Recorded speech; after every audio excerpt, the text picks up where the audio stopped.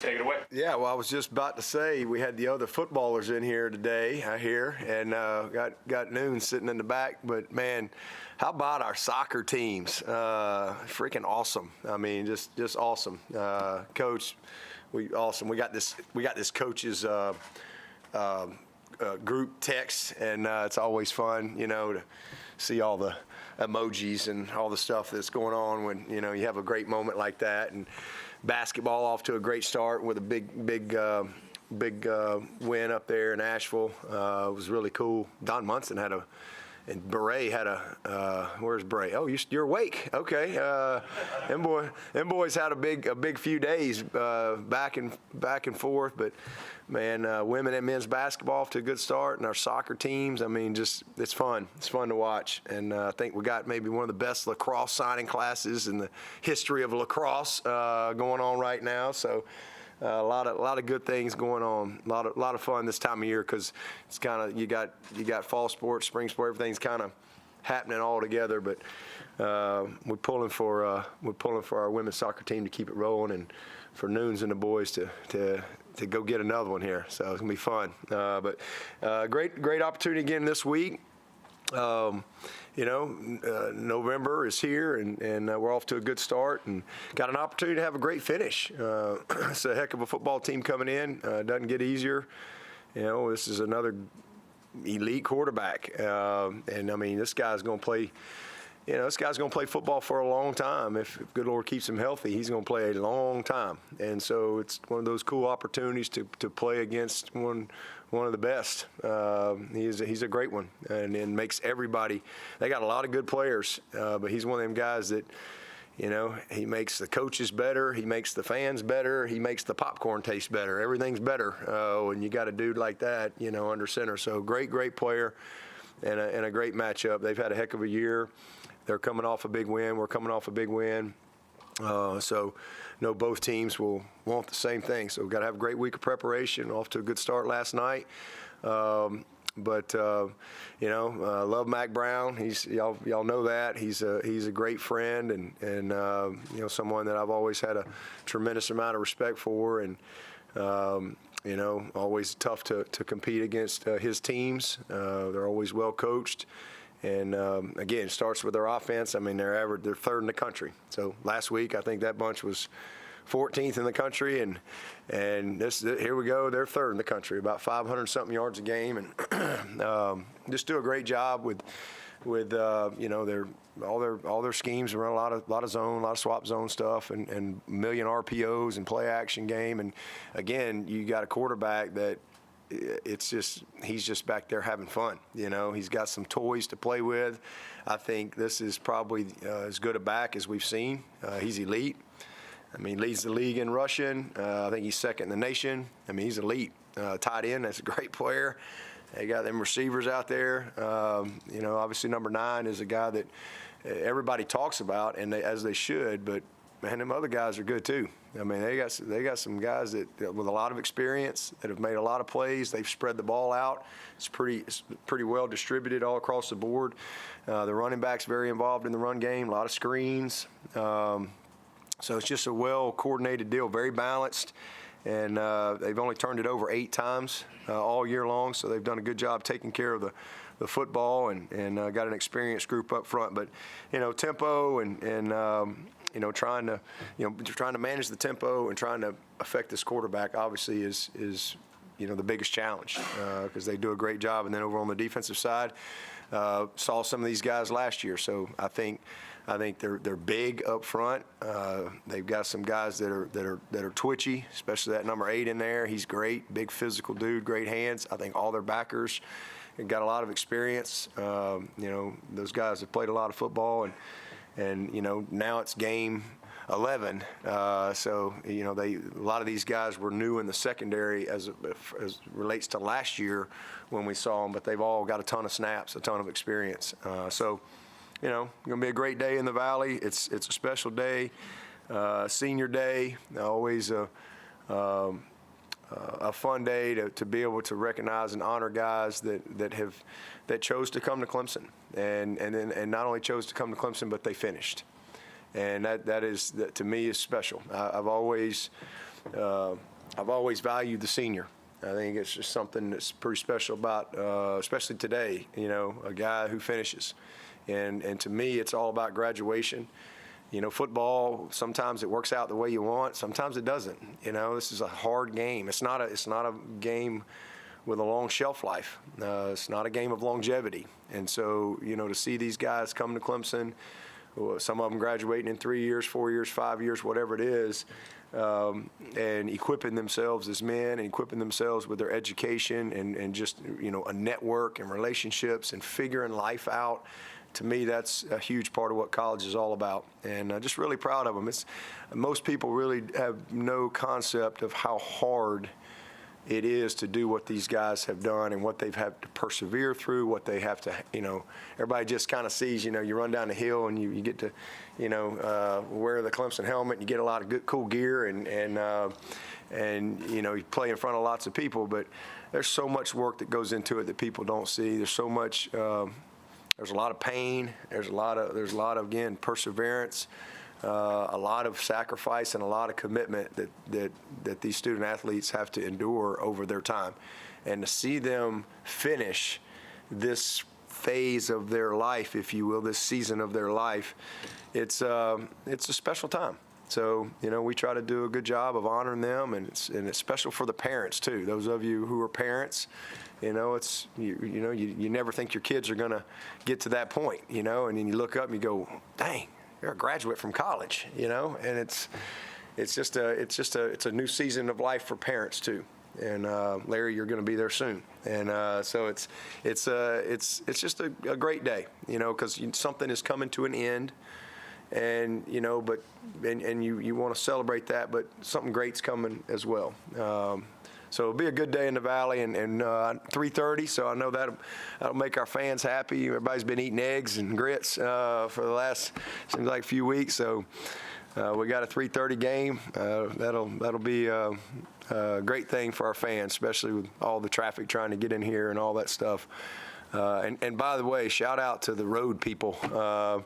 For like 5 years now, I've been riding up and down perimeter, riding by all the road construction folks, and man, they've done an amazing job. I mean, I just watch them work. I've watched it kind of come to fruition, and I know there's some bells and whistles that still have to come. Probably going to plant some trees here or there, but man, it's a game changer for Clemson, and it was a lot of pain going through it, but man, it was worth it because it's going to make just the flow in and out of this campus so much better. Any questions? Last year in the title game, y'all did a pretty good job defending Drake, all things considered. What do you think the key was to do? Honestly, we didn't do a great job. They had 26 first downs, and they were 9 of 16 on third down, and they were a lot more efficient than we wanted them to be. I think he was about 64% completion. So we didn't do quite as good a job as the score indicated. The difference was they were red zone. They were 2 of 5 in the red zone. We had a block kick. We stopped them on downs. We had 3 turnovers. And so, they kind of like we've done this year. We've gotten a lot of we have 29 first downs against Duke, 500 yards, but a bunch of turnovers in the red zone on the one, and you end up getting beat. So, that's kind of what happened in that game. So we took advantage of turnovers. We hit some big plays. Obviously, we had the pick six. Was a big play, and it was probably our best game offensively. We played really, really well, very efficient. We didn't turn it over. I don't think we had any sacks. I think we were really good on third down in that game.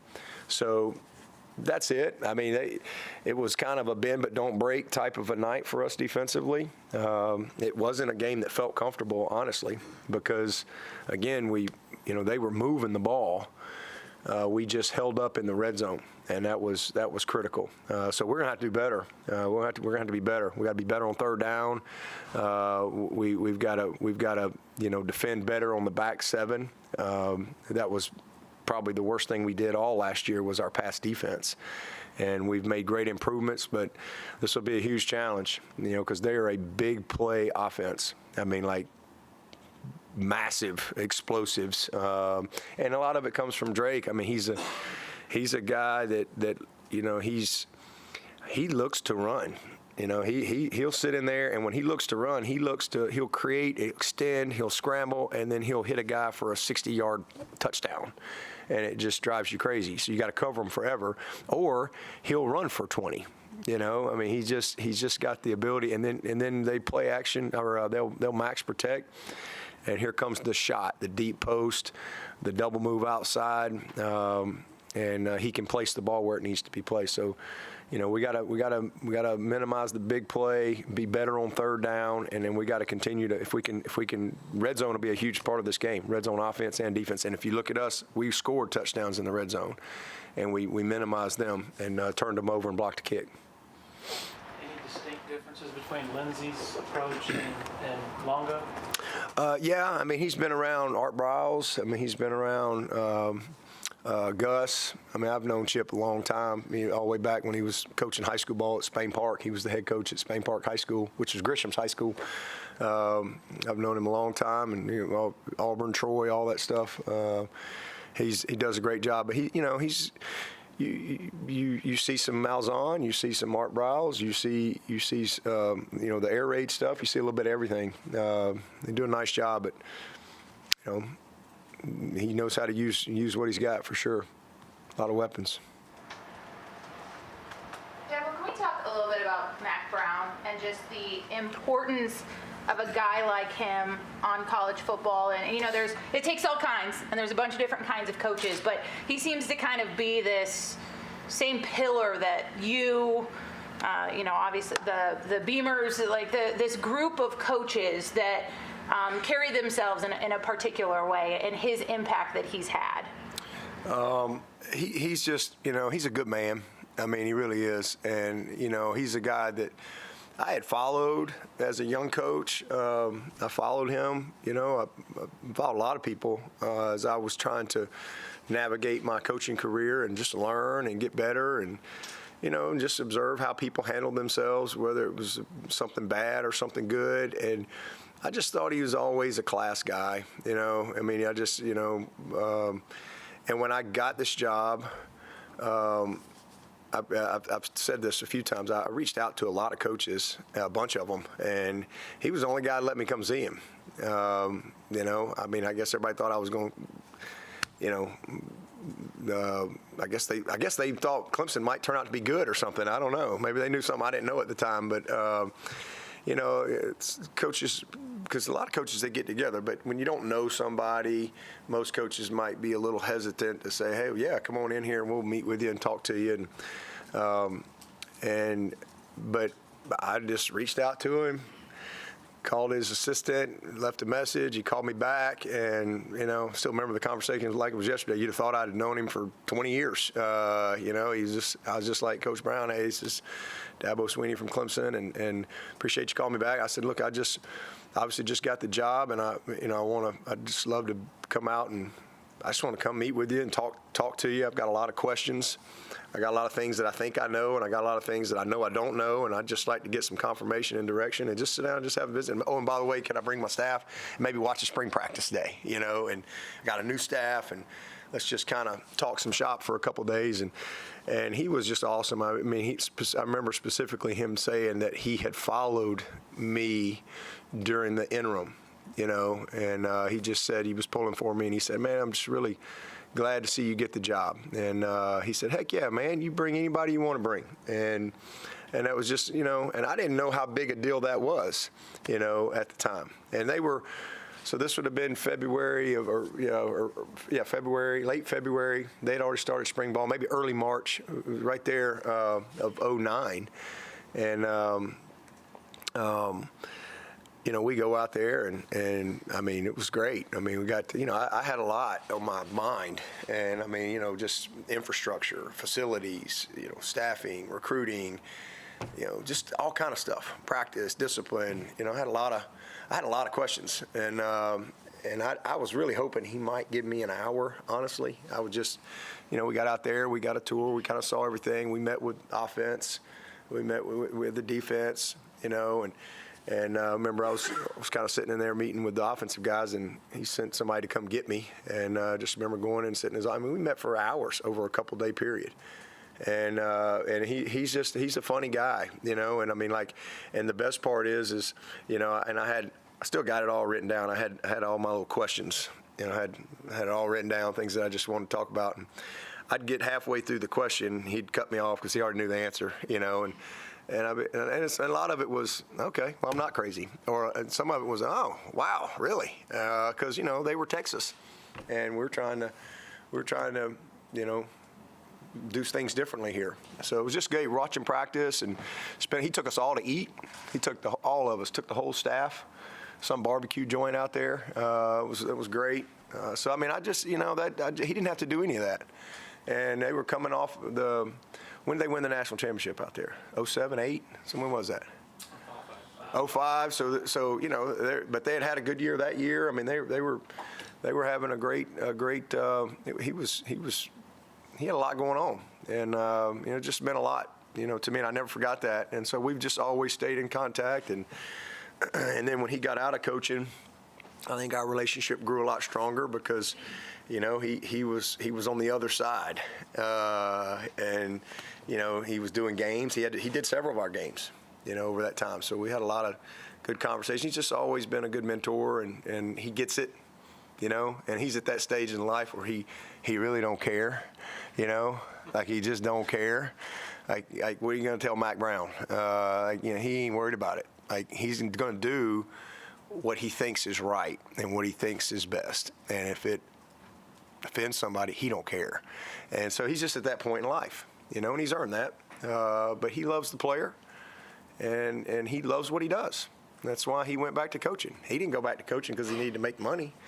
He went back to coaching because he really loves the player, and he wanted to, you know, do what he's done, make North Carolina, you know, relevant, right? And he's done a heck of a job. I mean, they've been in the championship game. They're a great program. They've recruited really good players, and you know, it's been fun to watch him have success. You know, I don't think he wanted to. I don't think he was happy with how things ended at Texas, and you know, so it was a good reset for him. That's had an impact on you, though, because you and I have talked a little bit about this. But you invited North Dakota State down when you were the head coach, or when Chris Kleiman was up there, who's now with K-State, and he raved about that impact. And so that lasting impact that a relationship can have, and I guess I'm wondering how that's affected you personally and the way you approach coaches. Yeah, well, I mean, I try to always respond to people, you know, and we you know, I mean, I'm not going to let Beamer come down here and hang out, but, you know, I mean, it just is what it is. But I mean, we have an open door policy here. I mean, we have coaches from all over come, you know, and I mean, all over, all the time. I mean, I've met with lots of head coaches. We go places. Sometimes we may not go there or here, but we meet other places. And, you know, I think that's what's unique about our profession. I always have said that. I think the coaching, we compete, we battle, but, you know, then we get together and we swap notes, right? Like it's a unique business that way. You know, Coke doesn't gather up with Pepsi at the end of the year and go, all right, boys, let's see what we got this year. How'd we do? And, you know, Nike doesn't call up Adidas and get together and, you know, share notes. But football coaches do that, but for me personally, I mean, I know I've benefited because other people have been gracious to teach and help me learn, and I've always taken a lot of pride in giving back that way. You know, that's the way I can pay back a guy like Mac Brown, who really helped me, is to help someone else, and I think that's very important. To do that. And just like when I was out of coaching, the 2 seasons that I was out of coaching, I mean, I can't tell you how many people I called. I didn't even get a call back. You know, I didn't even get a, you know, like, thanks for the resume, you know, we'll keep on file, you know, nothing. So I've tried to always be responsive that way throughout the years. What did you know you didn't know on that trip to Texas? I didn't know a lot. There was a lot I didn't know. A bunch of stuff I didn't know. But yeah, I got all kind of notes. Maybe we'll write a book together one day about my trip to Texas. But yeah,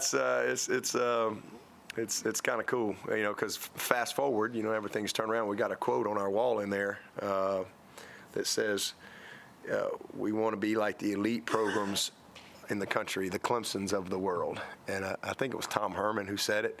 Anytime we get one of them quotes, we got a big quote wall. You've probably seen it in our building over there. And that's kind of a cool thing. Whatever year that was when that happened, made the wall. Tyler Brown, saw him back on the depth chart. Is there hope that he might be able to? Yeah, he's back. They released him this week, so he's back and will be available. Obviously hadn't played, but he's did scout team last week. In fact, he was scout team player of the week. Imagine that. So that was good to see. Guys erupted yesterday when we did the honor roll. Everybody loves T-Bone, man, and he's been a coach for us. He's been on the headset. He's been working out there, and I think he's really enjoyed that. He's going to be a great coach one day. But I think it's been a good perspective for him, as we've gone through games and stuff. But he's excited. He's worked really, really hard to get back. He's been through a lot with his labrum and his hip and his groin and his torn hamstrings and all that stuff. So, we'll have him available and see how it goes. Is Jalen Phillips back at practice as well? No, he's still out. We think Sherry has a chance. He's working his way, so hopefully he'll maybe be available. Bumped Hannafin up a little bit on the depth chart. Is that a sign that more snaps for him to come on offense? Yeah, it's just kind of Spector's out, so it's just really more a combination of what he's done. We really like Ronan. This kid's getting better and better and better. He can really run. He's figuring it out. I'm really glad we went ahead and played him, because even though you hadn't seen a lot, like stat-wise, we've seen a lot of growth and maturity with him and development. So it's really just, mostly a product, with guys being out, Cole out, Antonio out, and then Spector going out as well. So just kind of forced the issue there, but he's doing good for us.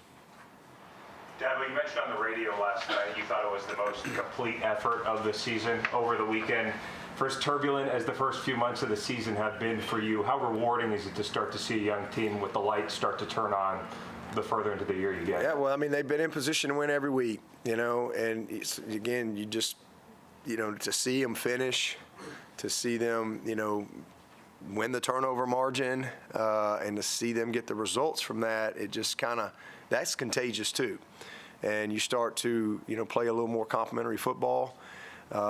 These guys have competed their butts off all year. They really have. And then in particular, defensively, they've been really good all year. And our scoring defense isn't quite as good as it needs to be, because it doesn't quite match up. We're sixth in the country, but that's because we've scored a lot of points for the other team. So that doesn't help. But I'm just proud of how they've hung in there and how they've competed. And again, you lose in double overtime with 3 turnovers. You lose in overtime to a team that's probably going to be in the playoffs on a scoop score.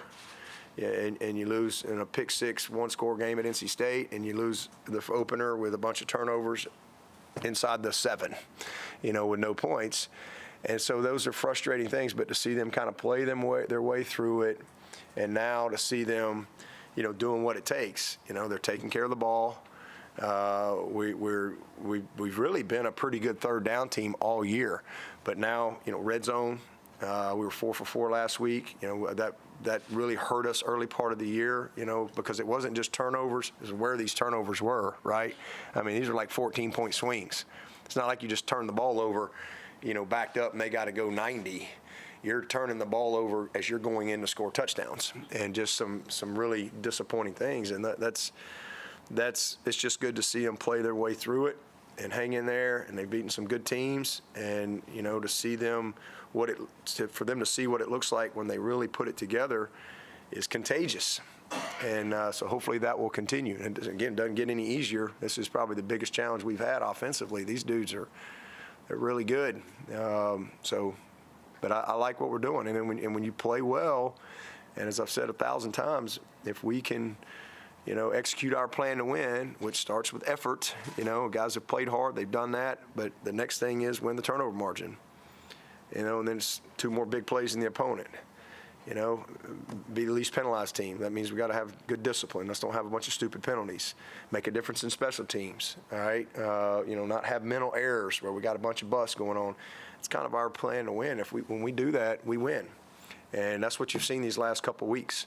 But this week, I thought we did it for 3+, a complete game with our ones. When we subbed in the fourth, we had some guys, kind of get exposed a little bit, which will help them get better. So I think it's great because, sometimes you just got to see it and you got to feel it. And, hopefully that will be the spark that this group needs to finish well. Do you have a long-term sort of thought on, or plan on kicker, like what you're thinking beyond this year after White's, I guess? Yeah, we went and signed. We're going to sign we think the best guy in the country. That's our plan, to come and create competition. And then we signed Robert, anticipating he'd be the best too. And obviously he has struggled this year, and he struggled in practice too. So I mean, it's really not. Now his kickoffs are amazing. The guy's a weapon. But, we'll see what happens. I've been in this situation before. We when was it? So 2010, that was the year that everybody, same question. What are y'all going to do at kicker? Y'all have got to get somebody. This Catanzaro guy can't do it. What are we doing? And so we went and signed, we think, a great kicker from Georgia that year. And what happened? Catanzaro still won the job, and then he left here as the leading scorer in the history of the school and made some of the biggest kicks in the history of the school. So who knows? But yeah, we address it, and I think we got a pretty good chance to address it. I think we're going, if everything works out, we're trying to sign the best kicker in the country, and if that works out, then you got great competition, and competition makes everybody better, and go from there. Did Liam Boyd leave because he thought Robert Gunn was, I guess, the same reason Weiss? You had to ask him that. Obviously we had some, I don't know, they all make decisions for different reasons, but I think the biggest thing was just maybe in-state tuition, but, but I'm not surprised to see him kicking. He's a good kicker. We certainly wanted him to stay. He's a good one. We thought he had a chance to be a guy, in the mix, but I think he also, these guys, all these kickers know each other, right? And they it's like its own little circuit. So they all know each other, and who's here, who's coming, all that stuff. But I really like Liam. I think he's a good one. Matt called me at like, when is the portal stuff? When did he leave? Was it May? Yeah, May. When does it end? When does it end? Sometime in May, early May. Matt calls me at like, I don't even know, like, or maybe Liam called me at like late, like, to tell me he was going to the portal, and then like not long after that, Mac's calling me. Who's this kicker? And I said, well, you want him if you can get him. I think he's got a chance to be a good one. So I'm glad they got him, and I think he's a great kid, and good to see him competing for him. Any questions for Coach virtually? Anybody else in the room? Let's just do get an update. Antonio Williams, is there still hope he can play before? Yeah, he's progressing. So we'll just see. If he plays, it'd be next week. I don't see him playing this week, but he's progressing, and for sure, I think the bowl game. A couple of those guys. Hopefully we're hopeful we can get maybe Marcus Tate back for the bowl, maybe Speck back for the bowl. Maybe a couple other guys, but that's Antonio, kind of same thing. So if he plays, it'd be next week, but for sure we think we'd be ready for the bowl. Becky from Gaffney asked, so I'll follow up just directly on any interest from you in the Texas A&M job. Oh yeah, Becky, she's a star. She is a star. Man, I'm just focused on this job. Always have been, and just trying to trying to find a way to beat North Carolina. That's it. Must be November. That's all I can say.